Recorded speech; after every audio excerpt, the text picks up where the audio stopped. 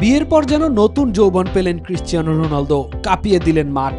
দীর্ঘ ছুটি কাটিয়ে মাঠে ফিরতেই পেশাদার ফুটবলে টানা 25 মৌসুমে গোল করার অবিশ্বাস্য ও অভূতপূর্ব বিশ্ব রেকর্ড নিজের নামে করে নিলেন পর্তুগিজ তারকা ক্রিশ্চিয়ানো রোনালদো।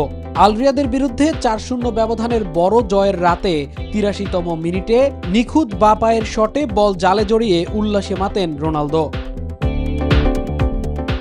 এই ঐতিহাসিক গোলের মধ্য দিয়েই পেশাদার ফুটবলে টানা 25 মৌসুমে গোল করার অবিশ্বাস্য রেকর্ড নিজের নামে করে নিলেন পর্তুগিজ যুবরাজ।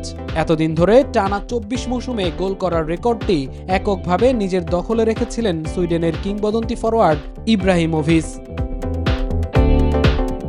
ইব্রাকে পেছনে ফেলে নতুন উচ্চতায় পৌঁছালেন CR7।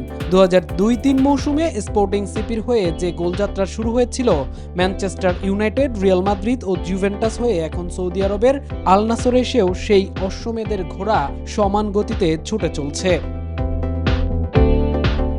সৌদি প্রো লিগের এই গোলের পর ক্লাব ও পর্তুগাল জাতীয় দল মিলিয়ে রোনালদোর ক্যারিয়ারের মোট অফিসিয়াল গোল সংখ্যা এখন 977। ফুটবলের ইতিহাসে প্রথম খেলোয়াড় হিসেবে 1000 গোলের অবাস্তব ও কাল্পনিক মনে হওয়া মাইল ফলকে স্পর্শ করা থেকে তিনি আর মাত্র 23 ধাপ দূরে।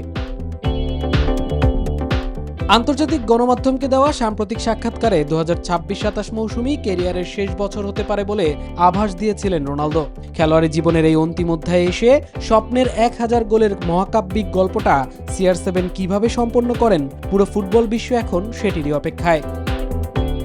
মামুনুর রহমান, নিউজ 24।